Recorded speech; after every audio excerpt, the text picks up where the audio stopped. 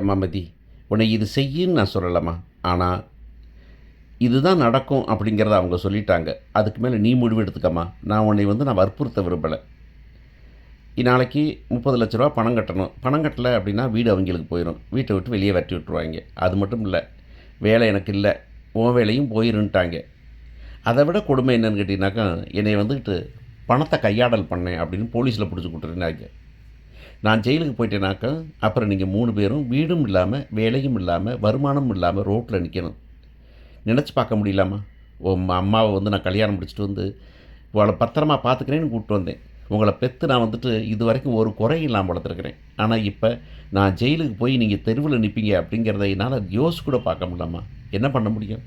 இதுக்கு மேலே ஒரு ரிசல்ட் தாம்மா. என்னால் பண்ண முடிஞ்சது ஒன்றே ஒன்று என்னன்னாக்கும், இன்றைக்கே செத்து போயிடுறது. எல்லோரும் சேர்ந்து செத்து போயிடலாம். இல்லையா? அவங்க என்ன சொல்கிறாங்க அப்படின்னாக்கா, உன்னைய கல்யாணம் முடிச்சுக்க சொல்கிறாங்க. திரும்பவும் சொல்கிறேன், நான் உன்னை வற்புறுத்தலாமா, நீ என்னன்னு முடிவு எடுத்துக்க அப்படின்னா, எப்பா என்னால் முடியாதுப்பா அப்படின்னு சொல்லி வருவாங்க. ஆனால் கடைசியில் வேறு வழியே இல்லாமல் ஒத்துப்பாங்க. அப்படிங்கிறது தான் இனிமேல் நடக்க போகிறது. ஸோ கல்யாண வீட்டில் நடக்குது. கல்யாண வீட்டில் எல்லாம் போயிட்டாங்க. பொண்ணோட பார் பேசுகிறாங்க. பேசும்போது அவர் சொல்கிறாரு, எப்படினாலும் சரி யாரும் கவலைப்பட வேண்டியதில்லை, நான் ஒரு பொண்ணை பார்த்து கல்யாணம் முடிக்க வைக்கிறேன் அப்படின்னு சொல்கிறாரு. உடனே அவன் முடியாதுங்க வேணாங்கிறான். அவனை கூட்டு தனியாக, டேய் வேலை இல்லாமல் இருந்தாக்கும் வேலையும் போய் கல்யாணம் நின்று போச்சுன்னா மனுஷன் இருந்துடா செத்த போனோம்டா அப்படின்னு சொல்லி அவனை உசுப்பேற்றிடுறார். உசுப்பேற்றிட்டு சொல்கிறார். சொல்லும்போது இவன் சொல்கிறான், நம்ம வீட்டில் எல்லாமே சொல்கிறாங்க, நம்ம மலரும் சரி, மலர் வீட்டுக்கார் பாக்கியராஜ் சொல்கிறேன், வேண்டாம் இப்போதைக்கு கல்யாணத்தை நிறுத்திடலாம், நிறுத்திட்டு அப்புறம் பார்த்துக்கலாம் அப்படின்னாக்கா, அதெல்லாம் முடியாது. நான் என்ன நினச்சிக்கிட்டு இருக்கீங்க, அவமானமாக போயிடுங்க, என்ன கடுமையாயிரும். அவன் பாரு எப்படி நிற்கிறான். அவனுக்கு நான் சுரேஷுக்கு வேலை வாங்கி கொடுத்தது, சுரேஷ் இப்போ கல்யாணம் முடிச்சு வைக்க நிற்கிறதுலாம் நான் எனக்காக பண்ணுறேன், அதை பண்ணியே ஆகணும். நான் விடியறதுக்குள்ளே நான் பொண்ணு பார்க்குறேன், நீங்கள் ஒருத்தங்க நீங்கள் போய் நிம்மதியாக தூங்குங்க அப்படின்னாக்கா, அப்படியே கடுப்பாகி ருத்ர தாண்டவ அடிச்சு ரேவதியோட நடிப்பு செமத்தியாக இருக்குது. நானும் போய் சர்ச் பண்ணி பார்த்தேன். அதை பற்றி தனியாக வீடியோ போடலாம். ரேவதியை பார்த்தாவே என்ன ஒரு ஆக்ஷன் அப்படிங்கிற மாதிரி அந்த பொண்ணு சொல்லுதுங்க. எங்கெல்லாம் உங்களால் இருந்தது, உங்கள் அவமானம், உங்கள் மரியாதை, உங்களுக்கு இது போயிடும், உங்கள் கௌரவம் அப்படின்னு பார்த்து அவன் பொழப்ப கெடுக்கிறீங்க அப்படின்னு சொன்ன உடனே கடுப்பாய் போய் பலர்னு அரைஞ்ச உடனே இவன் கடுப்பாக திரும்ப பாக்கியராஜ் ஒரு அண்ணனாக திரும்ப ப்ரூவ் பண்ணிகிட்டே இருக்கான். ஒரு வீட்டில் பெரிய பையனாக ப்ரூவ் பண்ணிகிட்டே இருக்கான். ஆனால் அவனுக்குரிய மரியாதை அந்த பக்கியை கொடுக்கறதில்ல. அதுவும் அவங்க அம்மா அப்பா இருக்காங்களே, அதுகளை பார்த்தாவே பாயசம் போட்டு விட்டலாம்டா சாமி அப்படின்னு ஊரில் சொல்கிற மாதிரி தான் கர்மங்க இருக்குது. உடனே அவன் சொல்கிறான், எப்படிங்க அடிப்பீங்க, எதுக்கு அடிப்பீங்க, பேசிடும் போது கையை போட்டுருவீங்களா நீங்கள், என் பிள்ளையை தங்கச்சி அடிச்சு எதுக்கு அடிச்சிங்க நீங்கள் சொல்லுங்கன்னு. அவனே அசந்து போய்ட்டு அவன் பதிலே சொல்ல முடியல அப்படிங்கிறதான். உடனே அப்படி திருதுன்னு பார்த்தாக்க, ஆமாம் மாப்பிள்ள, ஏதோ ரேவதி கிறுக்குத்தனமாக பேசிட்டாங்கிறதுக்காக நீங்கள் கையை வாங்கினது தப்பு மாப்பிள்ள அப்படின்னு மாமனார் சொல்கிறேன். ஆஹா தலையில் கை வச்சுட்டாங்களடா எல்லாரும் அப்படின்னு சொல்லிட்டு பேசிகிட்டு இருக்கும்போதே அந்த அம்மா கடுப்பாகுது. ஏய் தங்கராசு, உனக்கு வேணும்டா, என்னமோ அந்த குடும்பம் தலையில் தூக்கி சாடினேன், அதுக்காக போய் அலைகிறேன்னு, கடைசியில் என்னடா ஆச்சு, என்னை உடனே எவ்வளோ மதிக்கிறாங்க பார்த்தியா, அவள் பாட்டில் பேசுவாளாம், இவங்க யாரும் கேட்க மாட்டாங்களாம், ஓ மேலே குறை சொல்கிறாங்களா, பார்த்துக்கடா நீயே அப்படின்னு அந்த அம்மா உசி போடுது. இது ஒரு பாயாச கிளவி அப்படின்னு சொன்ன உடனே மாமா நீ பாருங்க மாமா, நான் எதுக்கு மாமா பண்ணுறேன், நான் சுரேஷுக்கு ஒரு வேலை வாங்கி கொடுத்தேன், அவன் இந்த திரும்ப போலீஸ் வேலை நான் தான் வாங்கி கொடுத்தேன், இந்த பொழைக்கிறதுக்கு பேசாமல் பிச்சை எடுத்தே தின்றுலாம்டா சுரேஷ் அப்படிங்கிற மாதிரி பணம் வாங்கி கொடுத்தேன் அப்படின்னு என் ஃப்ரெண்டு வீட்டில் தான் சொல்லுவாங்க. நான் தான் உன்னை படிக்க வச்சேன் அப்படின்னாக்கா மருமகள்கிட்ட சொல்லுவார் மாமனார், நான் தான் உன்னை படிக்க வச்சேன் அப்படின்னாக்கா அந்த மருமகள் கேட்கும், அப்புறம் படிக்க வைக்கிறதா உங்கள் பிள்ளைகள் படிக்க வைக்க வேண்டியதானே, ஏன் படிக்க வைக்கல, பணம் கொடுத்தா படிச்சிருக்கலாமா, அப்படின்னா உங்கள் பிள்ளைய படிச்சிருக்குமே, நான் படித்தேன் அப்படின்னு சொல்லுங்கள்ல, அந்த மாதிரி தான் அது. இவனுக்கு ஃபிட்னஸ்ஸு அவன் எல்லாமே வச்சுருக்கான். ஒரு வேலை வாங்கி கொடுத்துட்டாங்க, வேலை வாங்கி ஒன்றுமில்லாத வாங்கி கொடுத்துருவார் அவர், இவர் வேலைக்கு போக வேண்டியதானே அப்படிங்கிற மாதிரி தான் இருக்கும் அப்படின்னு பெருமை பேசுகிறார். பேசிட்டு சொல்கிறாரு, என் பொண்ணு என் வடிப்பு வச்சுருந்தேன், என் பொண்டாட்டியை தங்க மாதிரி மாமா கை வச்சுருப்போனாம்மா அப்படின்னு கோஜரா மன்னிச்சுக்கடா ரேவதி, நான் ஒரு கோவத்தில் பண்ணிட்டடா ரேவதி அப்படின்னு சொல்லி அந்த பிள்ளை பண்ணி கேட்டு உடனே அவங்க மாமியார் போய், ரேவதி எனக்கு கிறுக்கு மாதிரி பேசிகிட்டு இருப்பியா அப்படின்னு அந்த பிள்ளை ஒரு பார்வை பார்க்கும் பாருங்க, இந்த அம்மாவே மடங்கி போயிடும் அப்படிங்கிறது தான். மலர் அப்படியே தூக்கி நெஞ்சில் சாய்ச்சிக்கிறது நிஜமாகவே அவங்கள்ட்ட ஒரு க்ளோஸ்னஸ் இருக்குது பாருங்கள், அதை காமிக்குது.